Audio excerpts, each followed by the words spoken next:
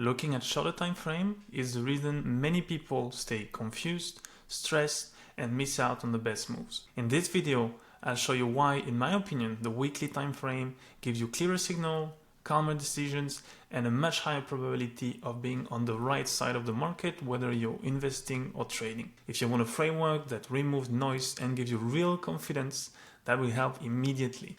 Remember to subscribe for more insights like this. Let's dive in. Why I'm using weekly charts.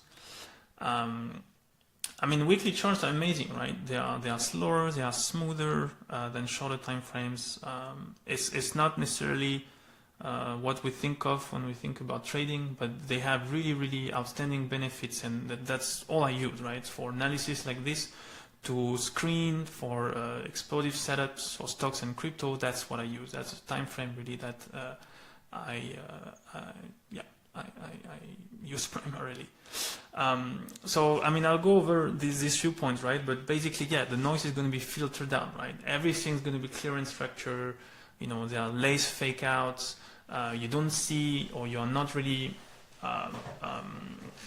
impacted by the intraday manipulation, right? Because you are so much higher, you are zooming out so much more. Therefore, the patterns are more reliable, right? Breakouts, trends, reversal, they all have more weight, right? So whatever you see happening, there's just a better chance, there's more weight behind it, right? A weekly candle is 7, 5 if we talk about stock market, but it's 5 basically daily candle, right? So a breakout on a weekly chart is going to have weight behind it. It's going to have a lot of investors, a lot of buyers behind it. Using weekly chart also improves selectivity. You are going to have way less sellers, right? But like I said, the quality and the conviction you'll have in them is just going to be that much higher. Therefore, it also helps avoiding overtrading and emotional roller coasters. You make fewer decisions. You are calmer. What I love about this, I think, is, and I didn't put it there on the points, but all the decisions that I make for trading happen when markets are closed, right? And I've tried day trading for a year, didn't work out, and I'll share my website at the end of the video for you to check, so you can read my story. But I just love that, right? I can do my routine early morning, just when I wake up, and I start the day with that.